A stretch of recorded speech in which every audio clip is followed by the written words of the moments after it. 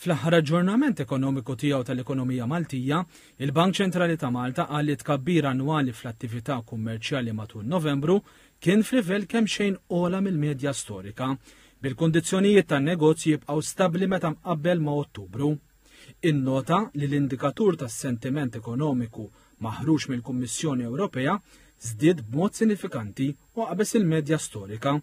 Bl-istess mod, l-aspettattivi tal-impjiegi żdiedu f'Novembru u baqgħu f'livell għoli. Madankollu l-aspettattivi tal-prezzijiet naqsu fis-setturi kollha, ħlief fis-setturi tas-servizzi u tal-kostruzzjoni. F'Ottubru, il-produzzjoni industrijali u l-kummerċ bl-imnut komplew jiżdiedu meta mqabbel mas-sena ta' qabel. Fl-istess ħin, it-tkabbir annwali fis-settur tas-servizzi immodera xi ftit f'Settembru meta mqabbel ma' Awwissu. L-ekonomisti tal-Bank Ċentrali qalu li r-rata tal-qatt baqgħet baxxa minn perspettiva storika u għat-tielet ċar konsekuttiv baqgħet stabbli u taħt il-livell tas-sena l-oħra. F'Ottubru, il-permessi residenzjali żdiedu fuq bażi annwali, iżda f'Novembru naqas kemm in-numru tal-konvenji residenzjali kif ukoll dak tal-kuntratti ta' beħ meta mqabbel mas-sena ta' qabel.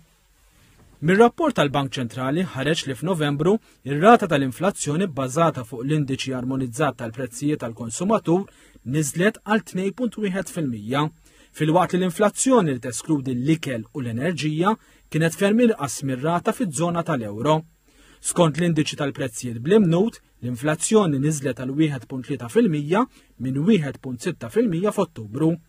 Dwar il-qagħda finanzjarja tal-Gvern, il-Bank Ċentrali qal li f'Ottubru il-Fond Konsolidat irreġistra deficit aktar baxx meta mqabbel mas-sena ta' qabel, dan minħabba żieda fid-dħul tal-Gvern li qabżet iż-żieda fl-infiq.